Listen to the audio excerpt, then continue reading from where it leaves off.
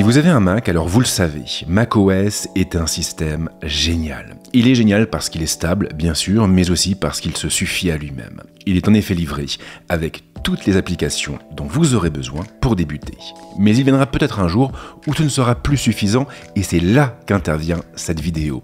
Une vidéo qui va vous présenter pas moins de 7 applications incontournables pour votre Mac, dont une en particulier qui devrait faire la joie des possesseurs de MacBook Air ou de MacBook Pro. Elle va en effet leur permettre de limiter la charge de leur ordinateur lorsqu'il est branché à une source d'alimentation. Du coup, restez bien jusqu'à la fin pour ne pas la louper.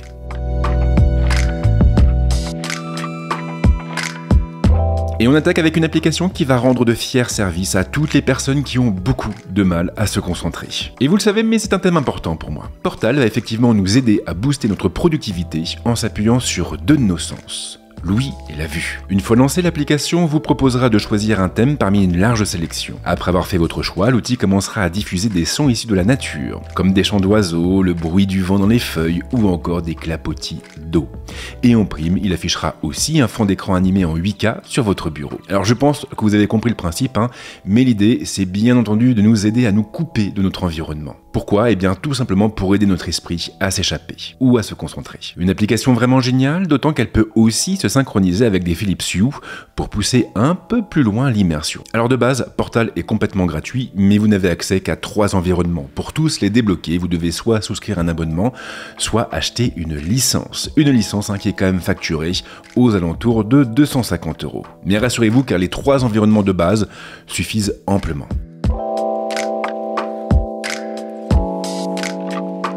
Ensuite, nous avons Haze Over qui est un excellent complément à Portal.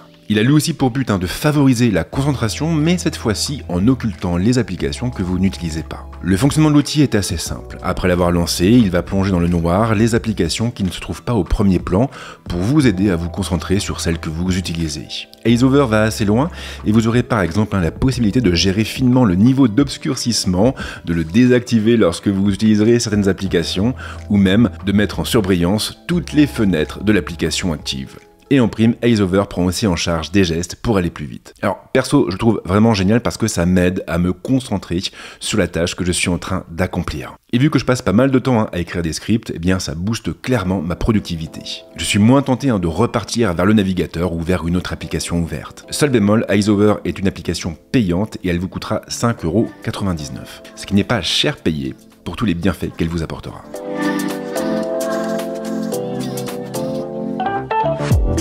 Troisième application de la liste, Clyde. Clyde qui va beaucoup intéresser les personnes qui travaillent en situation de mobilité, dans les transports ou encore au café.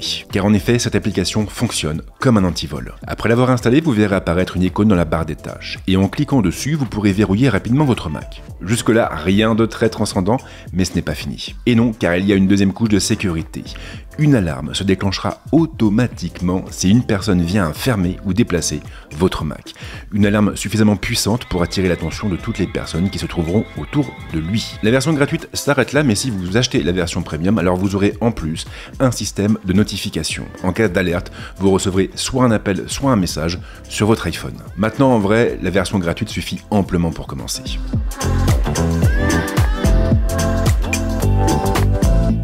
Ensuite, nous avons Rectangle, une application gratuite qui va améliorer considérablement le système de fenêtres de macOS. Comment me direz-vous ? Eh bien en le calquant sur celui de Windows. Et oui. De base, et comme vous le savez sans doute, vous pouvez placer vos fenêtres où bon vous semble et les redimensionner comme bon vous semble. Le truc, c'est qu'il faut le faire à la main, ce qui peut s'avérer assez agaçant à force. Rectangle corrige justement ce problème en ajoutant des gabarits automatiques.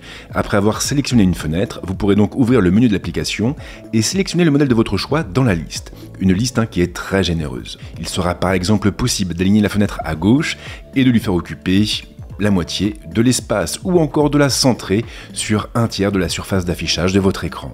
Et ainsi de suite, les possibilités sont nombreuses et vous pourrez donc structurer votre bureau comme vous l'entendez. Et en prime, Rectangle propose plein de raccourcis clavier pour nous éviter d'avoir à passer par son menu. Des raccourcis assez logiques et il faut bien le dire, assez faciles à mémoriser. Et tout ça sans verser un seul centime. Clairement, que demander de plus ?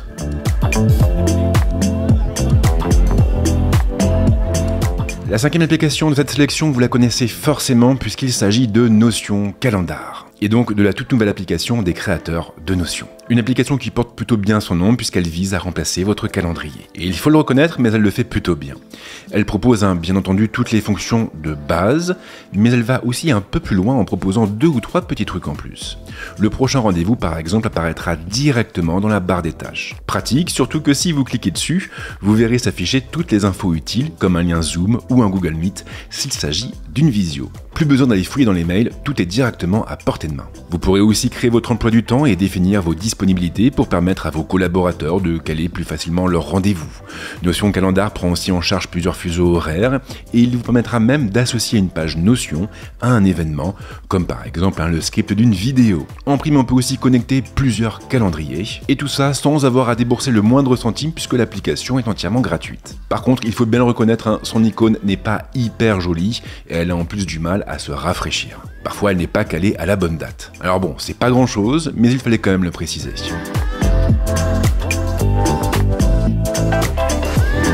Il m'était impossible de ne pas vous en parler. Photomator occupe la 7e place de cette sélection. Et si vous me suivez depuis un moment, alors vous devez sans doute déjà avoir entendu ce nom. Pour faire simple, Photomator est une alternative à Lightroom. Une alternative qui a pas mal d'arguments en sa faveur, à commencer par une interface très bien pensée et qui se rapproche énormément de ce que propose Photo. Ce qui veut également dire que la transition entre les deux sera plutôt simple. Mais Photomator n'a pas qu'un physique. Derrière, il propose aussi toutes les fonctionnalités que l'on trouve sur Lightroom avec quelques petits trucs en plus, comme une gestion poussée des LUT, par exemple. Et là, autant le dire, ils ont fait vraiment fort. Vous pourrez appliquer un LUT à vos photos, bien sûr, mais aussi exporter vos presets sous la forme de LUT. Concrètement, cela veut dire que vous allez pouvoir créer une véritable direction artistique et la répercuter à la fois sur vos photos et sur vos vidéos, ce que j'ai précisément fait l'année dernière. Mais ce n'est pas tout, car il y a plein d'autres fonctions utiles, comme le recadrage par IA.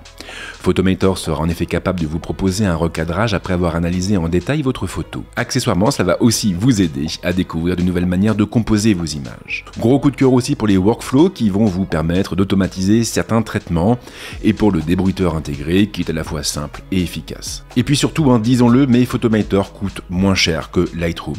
Comptez 35 € pour une licence annuelle. Et vous avez en prime une version d'essai pour voir si le produit peut correspondre à vos attentes et à vos besoins. Et accessoirement, si vous voulez aussi remplacer Photoshop, c'est tout à fait possible et il suffira de vous tourner vers Pixelmator Pro qui est développé par les mêmes équipes que celle de Photomator.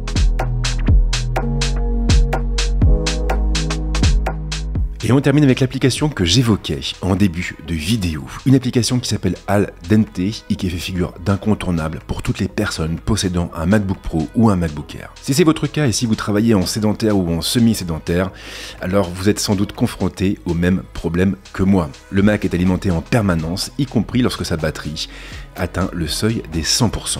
Et ça, c'est clairement un problème. Pourquoi ? Eh bien, tout simplement parce que ça peut abîmer la batterie. Ce qui veut également dire qu'à force, vous allez perdre en autonomie. Malheureusement, macOS ne permet pas de définir une charge maximale, et c'est donc là qu'intervient Aldente. Pour faire simple, cette application va vous permettre de limiter la charge de votre Mac au pourcentage de votre choix. Plutôt que de le laisser charger en permanence à 100%, vous pourrez par exemple le baisser à 80% ou même à 70%.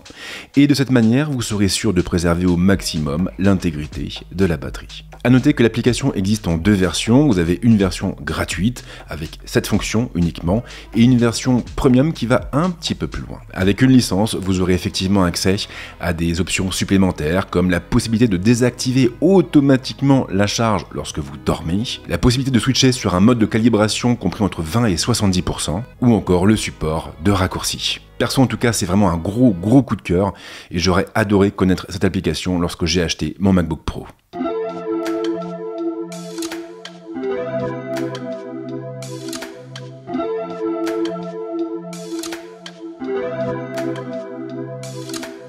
Et voilà donc pour cette première sélection d'applications pour Mac. Des applications incontournables et qui couvrent pas mal de domaines différents. Et justement, dites-moi dans les commentaires si ce concept vous a plu. Parce que si c'est le cas, eh bien je pense que je pourrais réitérer l'expérience et pourquoi pas lancer un format régulier. Pour tout vous dire, j'y pense depuis un moment, mais tout va évidemment dépendre de vos retours. Et d'ailleurs, puisqu'on y est, si vous connaissez d'autres pépites, n'hésitez pas à les indiquer dans les commentaires qui suivent cette vidéo. Et comme l'accoutumé, je vous remercie de m'avoir suivi.